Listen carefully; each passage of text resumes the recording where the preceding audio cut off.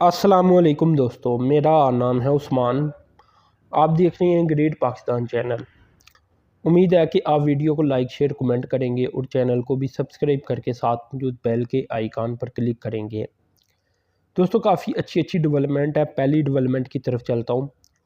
Gwadar port, जैसा कि मैंने आपको बताया कि जो फर्टिलाइज़र है पाकिस्तान का वो आ रहा था ग्वादर में, लेकिन अब एक चौथी वैसल भी आई है, बल्क वैसल आई है DAP फर्टिलाइज़र लेकर, जो कि सी पैक के तहत Afghanistan Pakistan transit trade agreement जो तय किया गया है उसके तहत ये ग्वादर पोर्ट में आई है। कोई 28,000 मैट्रिक टन वेट बताया जाता है जो लाया गया है, यानी ये अफ़गानिस्तान की DAP फर्टिलाइज़र खाद है जो कि आई है और अफ़गानिस्तान ट्रांसपोर्ट की जाएगी। पहले जो 3 वेसल आई हैं तकरीबन ये 90,000 मैट्रिक टन से भी ज़ायद वज़न था, तो वो तो पाकिस्तान का यूरिया था। तो अब DAP फर्टिलाइज़र खाद अफ़गानिस्तान की भी आई है।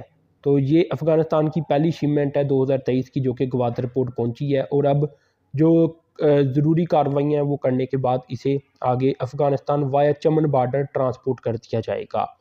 तो आप अल्हम्दुलिल्लाह देख सकते हैं कि इस साल के शुरू में ग्वादर पोर्ट ने बहुत अच्छे से परफॉर्म करना शुरू कर दिया है। पहले तो पाकिस्तान का अपना जो यूरिया था वो आया है, अब साथ ही अब DAP फर्टिलाइज़र आ गई है अफ़गानिस्तान की। तो इसके साथ ही फरवरी के आगाज़ से ही हमें पता कि गंदम भी आ जाएगी पाकिस्तान के लिए, जो कि रशिया से आएगी। तो आप देख सकते हैं कि ग्वादर पोर्ट, जो बातें की जाती थी आज से 3-4 साल पहले कि ग्वादर पोर्ट कहाँ ऑपरेट हो रही है, क्या उसका पोटेंशियल है, तो वो हमें अब नज़र आ रहा है। अभी तो आपने फ्यूचर में ये भी देखना है कि जो सेंट्रल एशियन कंट्रीज़ हैं, अगर अफ़गानिस्तान में थोड़ा-सा अमन आ जाए, अल्लाह करे, तो आप वो भी देखिएगा कि उनकी भी चीज़ें पाकिस्तान आएँगी, वो आगे ट्रांसपोर्ट की जाएँगी पाकिस्तान के बॉर्डर के थ्रू, और वो जो एक्सपोर्ट करना चाहेंगे वो भी ग्वादर पोर्ट के थ्रू करेंगे। तो आहिस्ता-आहिस्ता सारी चीज़ें बेहतर हो रही हैं। इलाकाई अमन ही सबसे अहम चीज़ है, अगर वो आ जाए तो पाकिस्तान का पोटेंशियल बहुत ज़्यादा है। मेरे ख़्याल से बलूचिस्तान वैसे ही बड़ा तरक्की कर सकता है, अगर इन्हीं चीज़ों को लेकर देख लिया जाए। अगर ट्रांज़िट ट्रेड ही होती रहे, ठीक है, बॉर्डर के ज़रिए चीज़ें आएँ, बॉर्डर के ज़रिए चीज़ें जाएँ, ग्वादर पोर्ट में मुख्तलिफ़ मुल्कों की जो इम्पोर्ट है, एक्सपोर्ट है वो हो, ट्रेड हो, तो ग्वादर पोर्ट तो वैसे ही बड़ी बन जाएगी, क्योंकि कई मुल्कों की डिपेंडेंसी ग्वादर पोर्ट के ऊपर आ जाएगी। और इससे दोस्तों आखिरी बात करूँगा इसमें कि जो नौकरियाँ हैं वो भी बड़ी पैदा हो रही हैं, जो कि पहले नहीं थी होती। ठीक है ना, ट्रकों की लाइन लगी हुई है जो इतना ज़्यादा फर्टिलाइज़र लेकर आ रही हैं, जा रही हैं।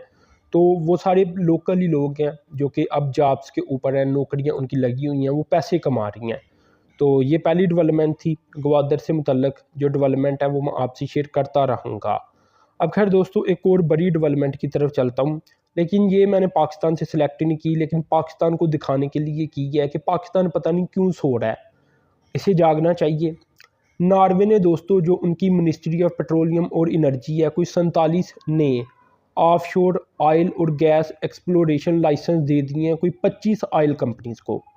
आप तादाद देखें कि 47 ने ऑफशोर ब्लॉक दिए गए हैं ताकि गैस और ऑयल को तलाश किया जाए, नॉर्वे ने, और 25 ऑयल कंपनीज़ को दिए हैं, फिर 1-2 कंपनीज़ को नहीं दिए। पाकिस्तान में हमने देखा है कि पीछे एक्सन मोबिल और ENI और एक आधी और कंपनी थी, उन्होंने एक आधा ब्लॉक ले लिया था समुंदर में, और हमने शोर मचा दिया था कि भाई अब तो पाकिस्तान से ऑयल और गैस निकलेगी। ठीक है ना, तो मैंने तब भी वैसे बताया था कि चांसेस काफ़ी कम है, तो वो नहीं निकल पाई। फिर हमने कुछ थ्योरीज बनानी शुरू कर दी कि अमेरिका की वजह से नहीं निकली।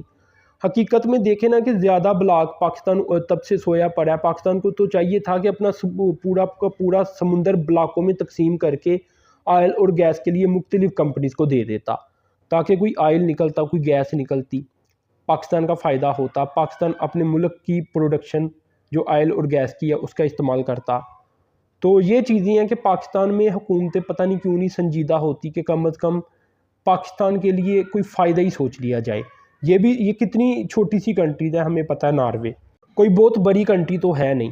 तो ये अगर इतने इतने ब्लॉक दे सकती है, इन्हें प्रीपेयर कर सकती है, मुख्तलिफ बड़ी बड़ी कंपनीज़ के साथ इन्वेस्टमेंट के एग्रीमेंट तय कर सकती है, तो पाकिस्तान क्यों नहीं कर सकता?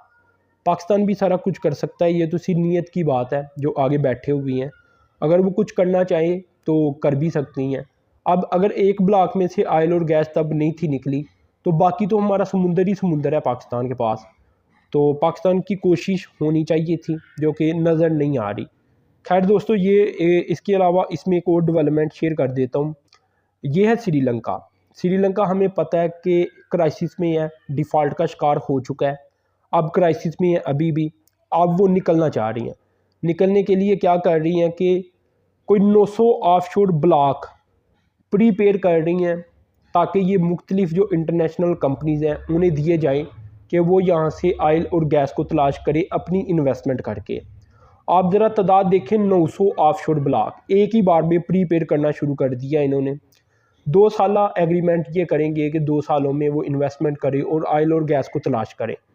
यानी पूरा हम कह सकते हैं कि पूरे श्रीलंका के जो साइडों में समुंदर है, वो सारा का सारा ये तकसीम करने जा रही हैं अपने जो हिस्सा इनका बनता है ब्लॉक्स में, 900 ब्लॉक्स बनाकर, कि वहाँ से एनर्जी हासिल की जा सके, उसे एक्सपोर्ट किया जा सके। ऐसा उनकी पूरी कोशिश है, इंपोर्ट बिल को कम किया जा सके।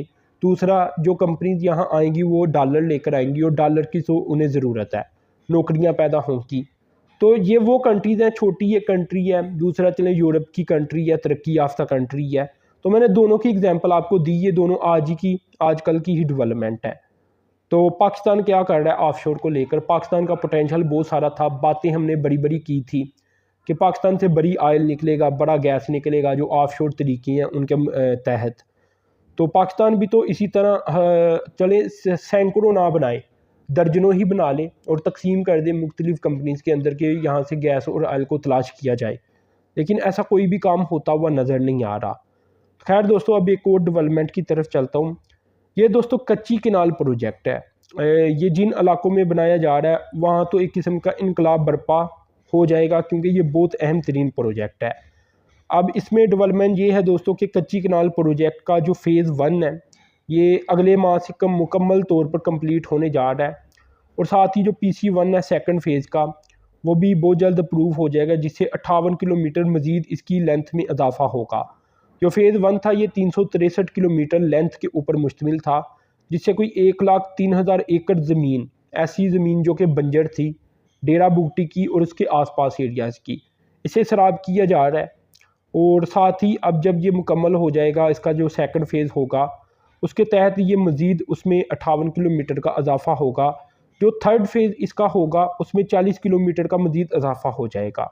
इसकी जो साथ में मुआवन नहरें वगैरह निकाली जा रही हैं, तो ये सारा अगर देखा जाए तो 500 किलोमीटर लंबी कैनाल बनाई जाएगी, जहाँ से कोई 6000 क्यूसिक वाटर गुजरे करेगा। और ये तोनसा बैरेज से लिया जाएगा मुजफ्फरगढ़ से, और इसे वाया डेरा बुगटी डिस्ट्रिक्ट बलूचिस्तान के अंदर एंटर किया जाएगा।